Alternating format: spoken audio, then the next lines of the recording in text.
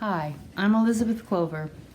I'm one of a group of 5, now 4, really good friends from Trinity United Methodist in Los Osos.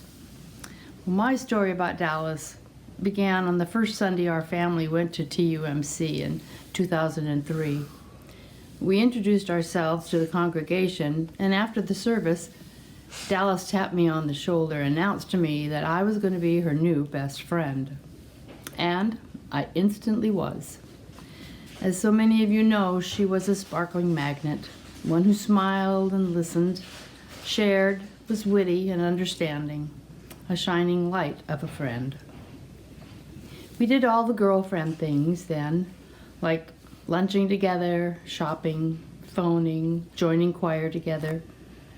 Then it turned into a couple's friendship, with the 4 of us, Mark and Bob, getting together, having spontaneous dinners, going on trips. We even took a cruise together.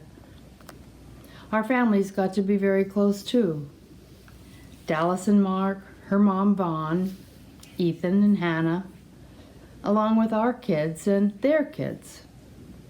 We had many holidays and special times together, enough so that we considered ourselves as one big family. It was a very special and wonderful time for us. Of course, there were other wonderful folks at TUMC, and we were glad to get to know them, though not in such an involved way. But we did share some similar limitations. I'll let them explain. Hi, I'm Cynthia McCabe. I'm one of the Misfits, and this letter is for Dallis. Dallis, we miss you. I remember when I first really spent any time with you. It's when you had just recently come to Trinity and you were dating Mark, and I thought, oh, anybody who is dating Mark has got to be a wonderful person. So I invited you to get to know you to my birthday party. A group of friends and I were going down to the Getty in Los Angeles, and such a fun time with you. I remember just so much laughter and giggles in the car. All of a sudden you felt like a sister to me. And then a group of us found out that you and Mark were coming back to Los Osos to lead a funeral, and we decided to have lunch for you because we missed you. You had moved to Santa Maria, and so we made lunch at our house, and we loved the time together. It was so much fun laughing and spending time together that we decided we needed to do that more often. And because we had so many food allergies, you named us the Misfits, all us quirky people together. Anyways, we developed relationships over time that were both light and meaningful, deep and full of laughter.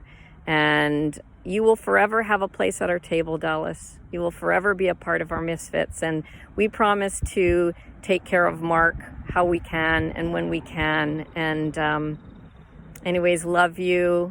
Thanks for gracing us with your presence over the last years and bringing us such delight and joy. Hi, I'm Susan Hightower. My husband Ross and I first met Dallis and Mark through church here in Los Osos, but we got to know them best when we were invited to join in with a dinner club, the Misfits. While wondering what to say here today, I looked through old emails and found one from 2013 explaining to my sister about our group. I described everyone, 2 longtime friends, Marion and Cynthia, and their husbands, Vaughn and Dan, and new friends, Dallis, a sweetie, I wrote, Mark, and Dallas's best friend, Elizabeth, and her husband, Bob. Our dinner group is weird, I went on to tell her, because of everyone's eating issues. We could not do gluten, nor sugar, not much dairy, and certainly not meat. One of us even gets ill from olive oil. And then there were some that just don't care for certain foods like mushrooms and eggplant. I always had to email the others to make sure I was getting it right. Over the years, though, this group has helped me pay a little more attention to what I eat. And the results of these limits were not meals that were just healthy, but they were creative, they were eclectic, and they were amazing. I had at first wondered why I was invited to join in with this group, but Dallis immediately made me feel special, like she did it with everyone, and I no longer wondered. Dallis was our glue, and her and Mark were the reasons we started the Misfits. We will carry on meeting for dinners, and we will set a place for her. And we will do our best to honor her wit, her honesty, and her bright light. Thank you. Hi, my name's Marianne Kaiser, and I am also a misfit. I think Dallis would want us to laugh today. She loved laughter, and she had a delightful sense of humor. Who else would wear a sports bra on the top of her fancy dress for our Academy Awards Misfits dinner?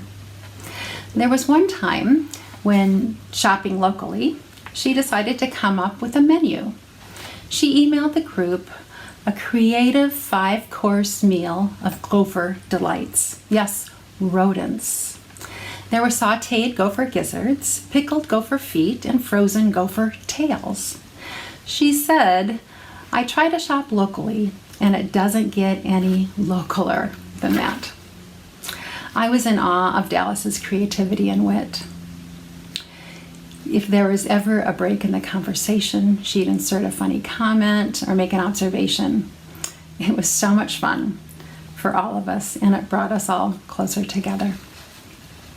Dallis was sensitive, but she was also to the point. She'd tell it like it is, and she wouldn't sugarcoat anything, and I really appreciated that about her. But she was also a great listener. But my absolute most favorite memories will be of Dallas's laughter and her twinkling eyes. We could all go on and on about our memories of Dallis, but there will never be enough time to tell you, Dallis, how much we miss you and how much we love you. So, friend, may you be at peace, and may we never forget you, and we will always have a place for you at our table. Thank you. Hi, I'm Bob Clover. I'm speaking for the male misfits, which I know sounds redundant to about half of you. But we miss Dallis. She fit right in with us misfits. We'll miss her sparkling eyes, her great big smile, and her unique laugh.